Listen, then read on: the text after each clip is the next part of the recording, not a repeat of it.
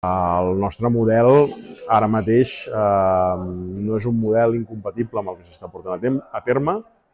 L'obertura a poder estudiar possibilitats hi és sempre, però el que sí que és important que advertim són dels riscos que tindria una municipalització. En aquests moments, l'Ajuntament de Sant Feliu, a nivell de capítol 1 de personal, està al capdamunt. No és possible ara mateix absorbir tot aquest personal en una municipalització, però per un altre cantó també és important que tinguem en compte que amb una municipalització del servei totes les treballadores automàticament van al carrer, no es subroguen i han de passar un procés d'oposició, que potser guanyarien i molt bé, però potser no.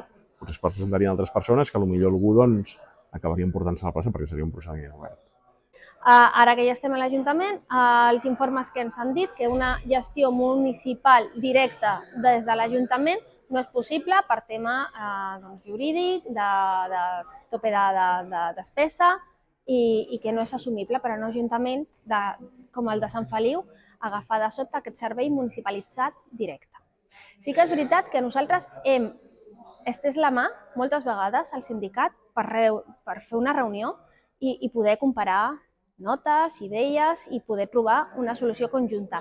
No hem tingut resposta del sindicat per asseure'ns i poder saber si el Partit Popular podríem treballar conjuntament amb elles per arribar a una solució, un pacte. Normalment, quan hi arriba un pacte, i és un bon pacte, les dues posicions contraposades han de cedir en alguna banda. Nosaltres no hem pogut fer aquesta tasca de diàleg amb el sindicat.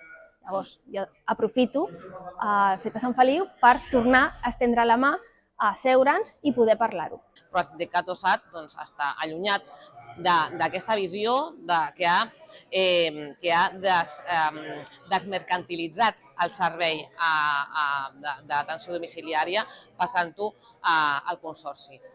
Bé, jo crec que la municipalització ha de ser un horitzó de futur i hem de caminar cap aquí. Els tempos no ajuden, la legislació tampoc, els topalls que tenim a un ajuntament per modificar, per municipalitzar qualsevol servei, han de passar pels sedars de l'Arsal, pels sedars de la llei de bases d'estabilitat pressupostària, cosa que nosaltres aquí no tenim capacitat d'intervenció.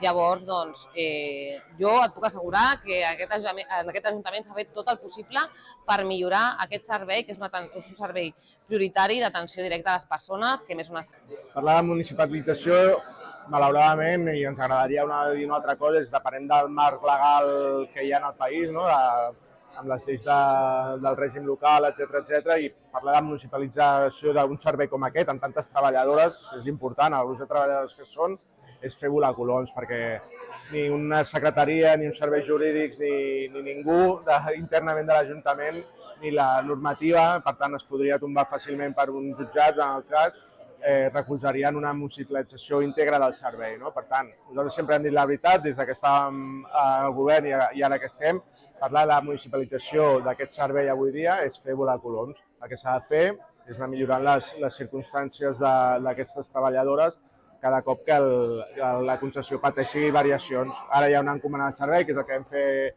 nosaltres al govern, y siempre dispuestos a mejorar esta concesión.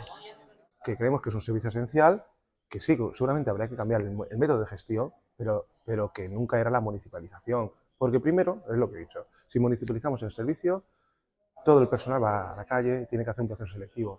Y era pernicioso para todas las trabajadoras. Y segundo, quien conoce la situación económica del ayuntamiento sabe que absorber por capítulo 1 a este personal sería una fallida para este ayuntamiento. No podríamos absorberlo en este momento. En este momento sería inviable.